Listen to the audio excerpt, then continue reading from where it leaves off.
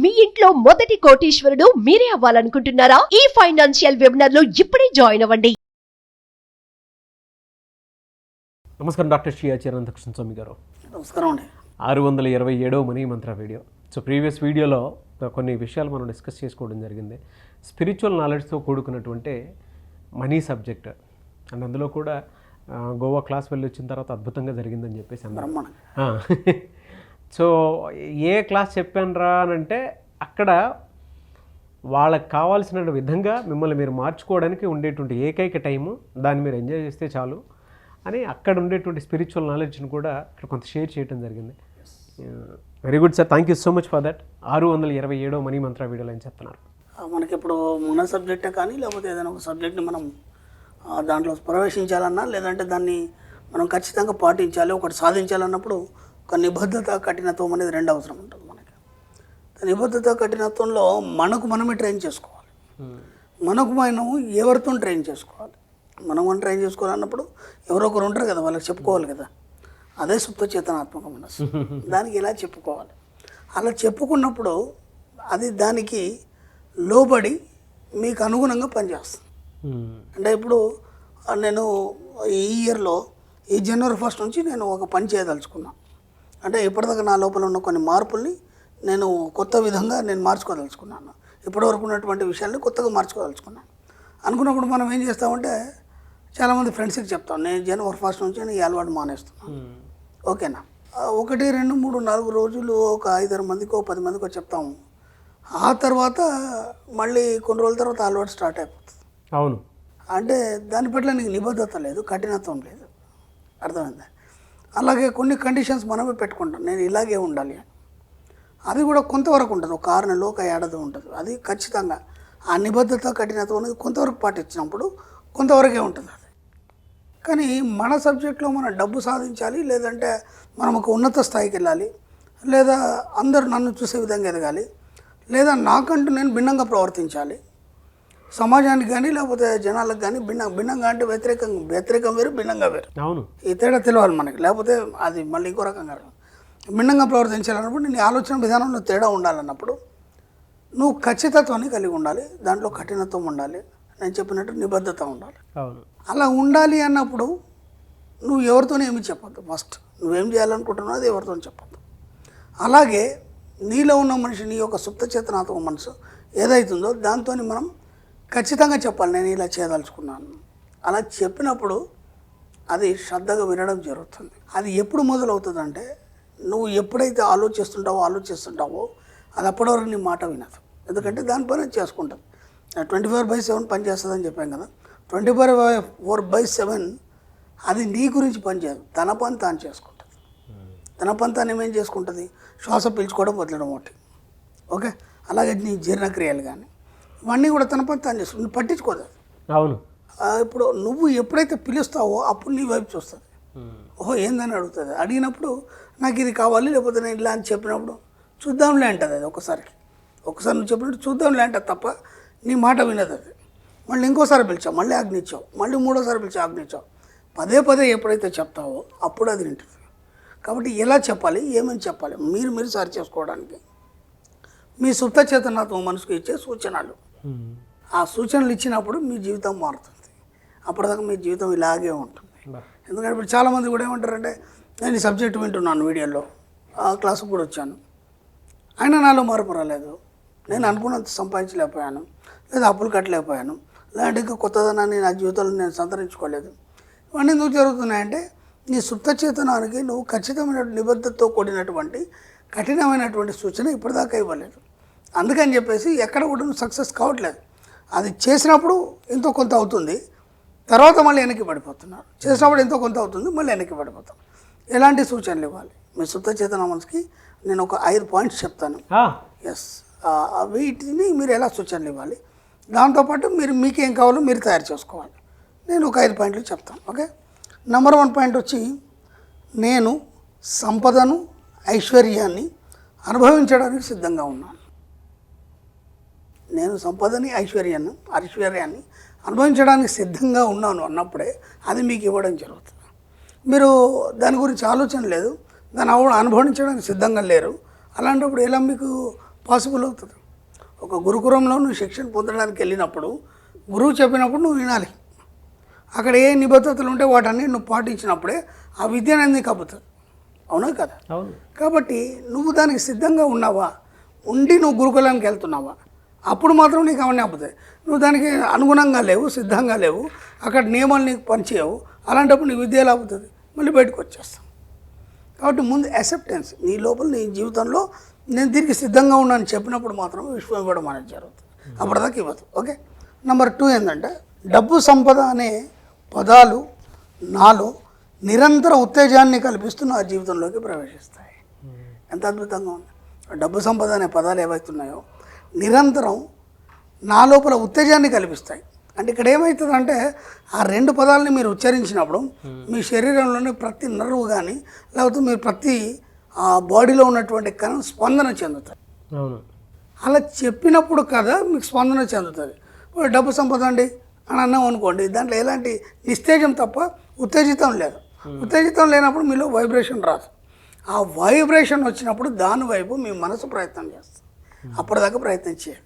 కాబట్టి ఆ పదాలు చెప్పినప్పుడల్లా ఉత్తేజాన్ని మీ మనసు పొందుతుంది. కాబట్టి ఆ డబ్బు సంపద మీ జీవితంలోకి రావడం అనేది జరుగుతుంది. ఆ పదాలు ఎప్పుడు మీరు పలికినా మీ యొక్క మనసులో స్పందిస్తుంది. మనసు స్పందించినప్పుడు ఈ శరీరంలో ప్రతి కన్నా స్పందిస్తుంది. నెంబర్ 3, నా ప్రతిభని నా సుప్త చేతనాత్మక మనసు నిర్వహించి చక్కని ఫలితాలను ఇస్తుంది. ఇక్కడ ఏ పనైనా సరే నువ్వు చేయట్లేదు. ఓకేనా? ఇప్పుడు మేమేమనుకుంటున్నారు, మీరు ఏది చేసినా చేతనాత్మక మనసుతో చేస్తారు. మనం గతంలో కూడా చాలాసార్లు అనుకున్నాం. కాబట్టి చేతనాత్మక మనసుతో చేసింది ఏది కూడా ఫెయిల్ అవుతుంది. అది తాత్కాలిక విజయమే తప్ప శాశ్వతమైనటువంటి విజయం ఉండదు. కాబట్టి సుప్త చేతనాత్మక మనసుతో కూడి ఉండి మీరు ఎప్పుడైతే ఏదైతే చేస్తారో ఆ పనిని మీరు నిర్వహించారు, అది నిర్వహిస్తుంది. ఎందుకు? ఇప్పటివరకు నేను ఎన్నోసార్లు చెప్పాను కదా, మీరు పిలిస్తే కానీ అది పలకదు. పదే పదే మీరు చెప్పి నాకు ఇది కావాలని చెప్పినప్పుడు బాధ్యత తను తీసుకొని దాన్ని ఎలా డిజైన్ చేయాలని చేస్తుంది. కాబట్టి సుప్త చేతనాత్మక మనసు ఏదైతుందో మిమ్మల్ని సరైన దారిలో ఉన్నతమైన జీవితాన్ని కల్పించడానికి సిద్ధంగా ఉంటుంది. కాబట్టి మీ యొక్క కాషన్స్ అన్ని దానికి ఇవ్వండి. ఓకే. అలాగే నా అనుమతి లేకుండా నా నిద్రలో కానీ లేదా సుషుప్త అవస్థలో కానీ నా జీవితంలోనికి ఏది ప్రవేశించదు. అది ఎంత ఎక్సలెంట్ వర్డ్ అంటే మనం ఇంతకుముందు కూడా మనకు విన్సెంట్ ఫీల్ చెప్పినటువంటి ఒక చిన్న వర్డ్ చెప్పుకున్నాం. ఏది దానికి కలత చెందాం, ఏది నీ దరికి రానియకు, అన్నీ మాయమైపోతాయి. విన్సెంట్ ఫీల్ అని చెప్పుకున్నాం మనం. అవును. ఇది కూడా అదే. అంటే నువ్వేం చేస్తున్నావు అంటే నువ్వు అనుమతిస్తేనే, స్టార్టింగ్లో చెప్పుకున్నావు ఒక వర్డ్, నువ్వు అనుమతిస్తే కానీ నీ జీవితంలోకి ఏది రాదు. యాక్సెప్టెన్స్. కాబట్టి ఇక్కడ ఏం చెప్తున్నావు అంటే నిద్రలో అయినా పర్లేదు, లేదా సుషుప్తావస్థలో అంటే నిద్ర కాంది నిద్ర అయింది అంటే మగత నిద్రలో ఉంటాం కదా మనం, ఆ సుషుప్తావస్థలో అయినా సరే నువ్వు ఎలాంటి స్థితిలో ఉన్నా సరే నీ అనుమతి లేకుండా నీ జీవితంలోకి ఎవరు రారు, ఏ విషయాలు ప్రవేశించవు. అంటే ఇక్కడ నువ్వు నెగిటివ్ని ఆపాదించుకున్నావా అది నీ అనుమతితోనే ఆపాదించబడుతుంది. పాజిటివ్ని ఆపాదించుకున్నావా అది నీ అనుమతితోనే ఆపాదించబడుతుంది.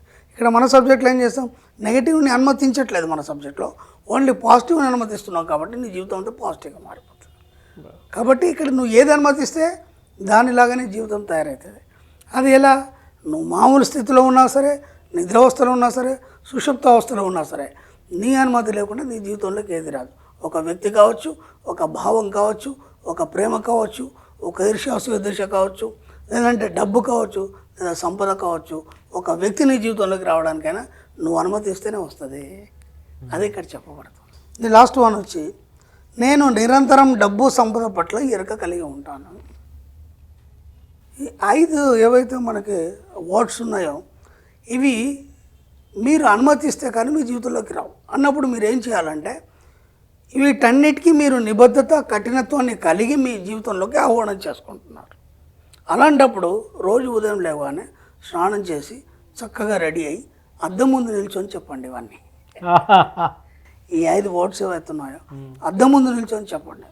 ఒక్క నెల రోజుల తర్వాత చూడండి మీ జీవితం ఎంత ఉన్నతంగా చక్కగా మారిపోతుందంటే అసలు ఎవరు ఊహించారు. అంటే నేను ఏమంటున్నా అంటే మీకు మీరే నిబద్ధత, కఠినత్వం కలిగి మీ జీవితాన్ని మార్చుకోవడానికి సిద్ధంగా ఉండి ఒక ఉన్నతి వైపు, డబ్బు సంపద ఐశ్వర్యం వైపు మీరు ప్రయాణించాలనుకున్నప్పుడు మాత్రం ఈ వర్డ్స్ చెప్పండి. దీనికి తోడు ఇంకా మీకు ఏమేం కావాలి, మీరు ఎలా ఉండదలుచుకున్నారు, అంటే మీ యొక్క యాటిట్యూడ్ ఎలా ఉండాలి, మీరు ఎలా ప్రవర్తించదలుచుకున్నారు, వాటన్నిటికీ మీకు మీరే ట్రైన్ చేసుకోవడానికి చక్కని వర్డ్స్ ఇవి. ఇదాన్ని ఏమంటామంటే మనం సుప్త చేతనానికి ఇచ్చే సూచనలు. బా మీ సుప్త చేతనానికి సూచనలు ఇయ్యేంత మట్టుకు మీ జీవితం ఎప్పుడు గందరగోళంగానే ఉంటుంది, అయోమయంగానే ఉంటుంది. కాబట్టి వీలైనంత మట్టుకి ఈ వర్డ్స్ కాకుండా ఇంకా మీకేమేమి అవసరం, ఇంకెలా మారదలుచుకున్నారు, ఆ మారణ జీవితాన్ని మీరు ఎలా చూడదలుచుకున్నారు, ఆ ఎండ్ ఏదైతుందో దాన్ని మీరు చూడాలి. దాన్ని చూసి చెప్తున్నప్పుడు ఏమవుతాయంటే మీరు ఏదైతే చివరి ఊహిస్తారో ఆ విధంగా మీ జీవితం మారడం జరుగుతుంది. కాబట్టి వీలైనంత మట్టుకు మీ సుప్త చేతనానికి సూచనలు ఇచ్చే ప్రయత్నం చేయండి. అప్పటి వరకు మీ జీవితం మారదు, అప్పటికి గందరగోళంగానే ఉంటుంది, అయోమయంగానే ఉంటుంది. డెఫినెట్గా సార్. అంటే చాలా అంశాలు మీరు చెప్పడం జరిగింది. సబ్కాన్షియస్ మైండ్కి ఎలాంటి సూచనలు ఇవ్వాలో అనేటువంటి దానికి ఈ వీడియో మాత్రం ఒక 10 సార్లు చూసినా కూడా ప్రాక్టీస్ ఇక్కడే అర్థమైపోతుంది. మనీ మంత్ర సబ్జెక్ట్లో ఎంత అద్భుతం జరుగుతుంది అని చెప్పడానికి ఓ 21 డేస్ దీన్ని కంటిన్యూ చూసుకొని అఫర్మేషన్స్ రాసుకుంటూ వెళ్ళిపోతూ ఉంటే జీవితం దానికైతే అర్థమైపోతూ ఉంటుంది.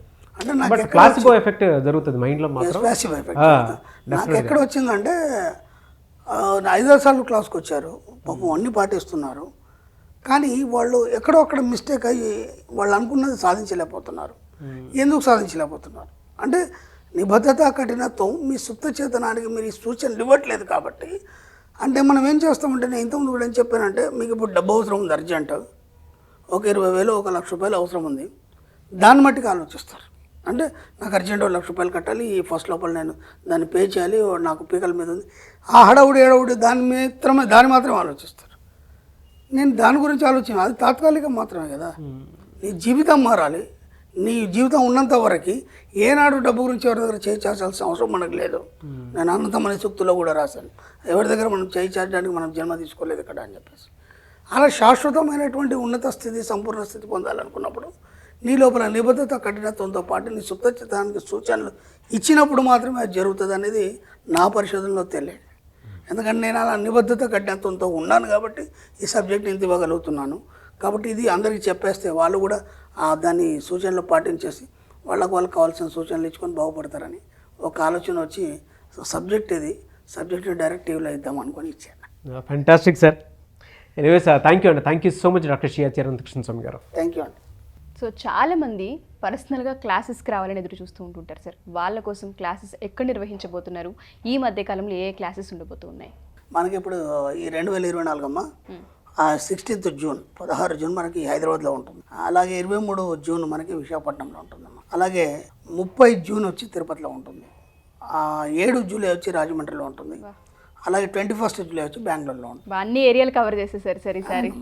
ఖచ్చితంగా వీలైనంత తొందరగా ఎన్రోల్ చేస్తాం. తప్పకుండా సార్, తప్పకుండా. Thank you sir, thank you so much.